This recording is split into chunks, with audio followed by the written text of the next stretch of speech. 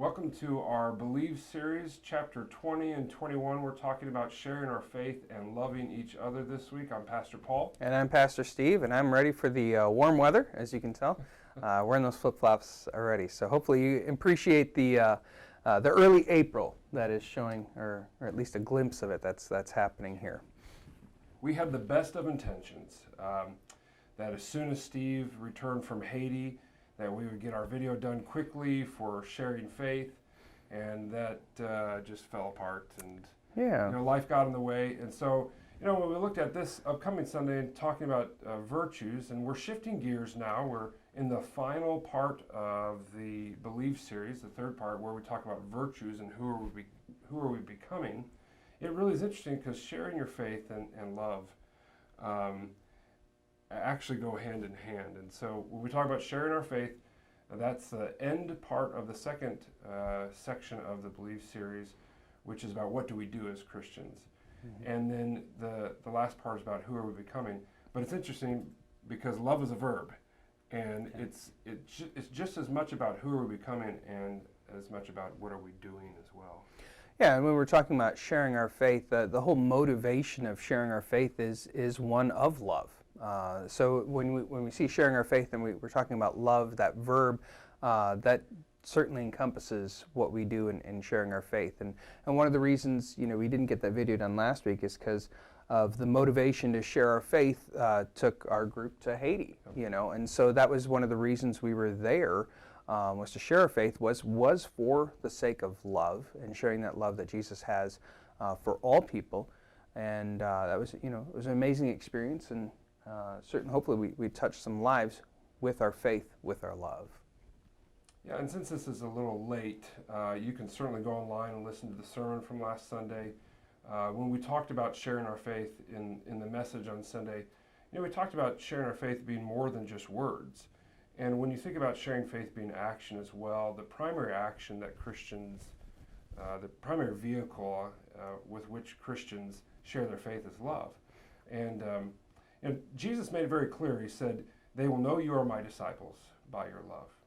Mm-hmm. And so probably beyond anything else, any other schemes that we come up with, and by the way, the church has come up with a lot of schemes on how to share faith and get butts in the pews and things like this. Beyond all of that stuff, the most authentic, the most real way to share your faith is people to genuinely experience your love. Yeah, absolutely, and it can be a challenge. I mean, there are those people in your life that sometimes are challenging to love. And in fact, I think there's a question in the book on that one. Page 167, who are the toughest people for you to love? Yeah, and you think about that, and yet God says, or Jesus himself says, hey, you can love your friends. Even the pagans do that. But he challenged us to love our enemies. And that's where the true love of God, because Paul tells us, while we were still God's enemies, while we were still sinners, God demonstrated his love for us in this, that he would send his son to die for us. So that love that God has, that crazy love that he has for us sinners, enemies in some ways of God, he asks us to share that with others. And that's tricky. Yeah.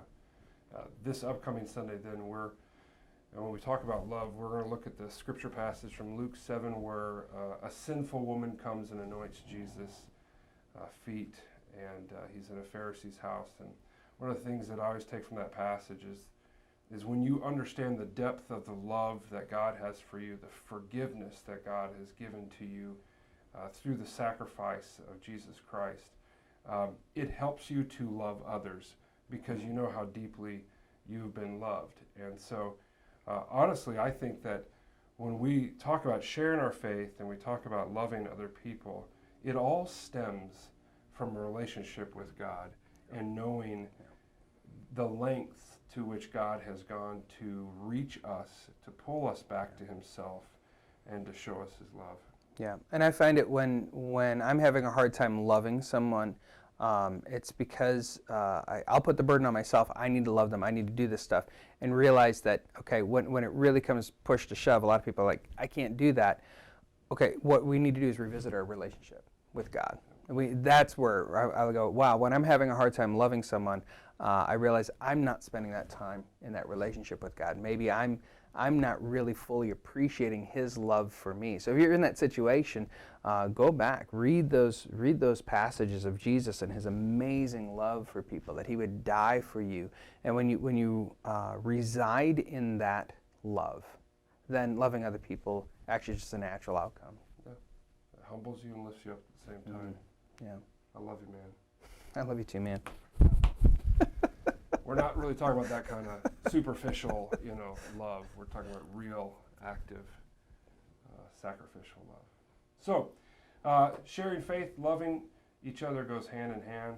That's all we've got for you this week. We'll see you next week again. We're both in town, ready to go.